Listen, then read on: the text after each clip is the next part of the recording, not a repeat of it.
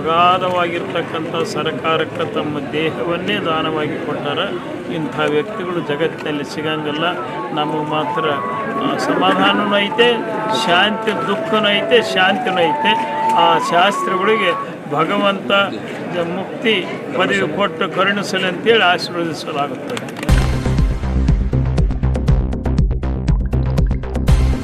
ಹುಟ್ಟನು ಕೂಡ ನಿನ್ನ ಕೈಯೊಳಗಿಲ್ಲ, ಸಾವನು ಕೂಡ ನಿನ್ನ ಕೈಯೊಳಗಿಲ್ಲ. ಬದುಕು ಮಾತ್ರ ಏನದಪ್ಪ ನಿನ್ನ ಕೈಯೊಳಗದ. ಹೇಗೆ ಬದುಕಬೇಕಂತಕ್ಕಂಥದ್ದನ್ನು ನಮ್ಮ ಸಮಾಜಕ್ಕೆ, ನಮ್ಮ ರಾಯಚೂರಿಗೆ ತೋರಿಸಿಕೊಟ್ಟವರು ಯಾರು ಅಂತ ಕೇಳಿದರೆ ನಮ್ಮ RG ಶಾಸ್ತ್ರಿಯವರದ್ದು ತಪ್ಪಾಗೋದಿಲ್ಲ.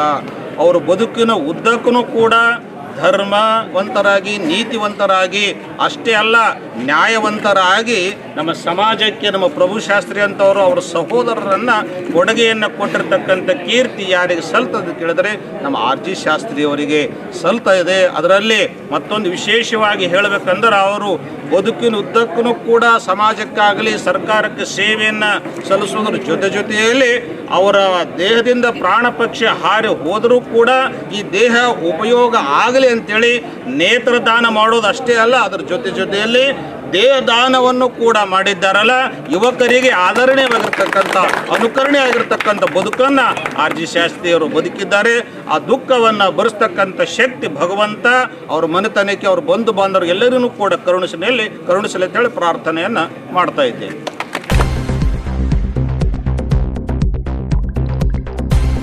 ಸಮಾಜ ಬಾಂಧವರಿಗೆ ಶರಣಾರ್ಥಿ. ನಮ್ಮ ತಂದೆಯವರಾದಂಥ RG ಶಾಸ್ತ್ರಿಯವರು ಹುಟ್ಟಿದ್ದು ಮುಸ್ಲಿಕಾಲ್ ಕುಂಟೆಯಲ್ಲಿ. ಕರ್ನಾಟಕ ಸರ್ಕಾರದ ಸುದೀರ್ಘ 39-40 ವರ್ಷ ಸೇವೆ ಸಲ್ಲಿಸಿ ತಮ್ಮ ಸೇವೆಯನ್ನು ಕರ್ನಾಟಕ ಸರ್ಕಾರಕ್ಕೆ ಮುಡುಪಾಗಿಟ್ಟಿದ್ರು. ಅದು 2013ರಲ್ಲೇ ತಾವು ವಿಲ್ ಬರೆದಿಟ್ಟಿದ್ರು.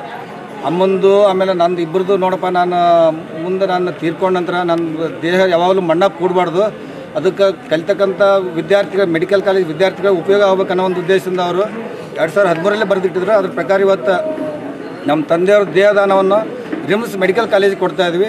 ಅದಕ್ಕೆ ಎಲ್ಲ ಬಂದಂಥ ಇವರು ಭಕ್ತರಿಗೆ ಎಲ್ಲ ಶರಣಾರ್ಥಿಗಳು.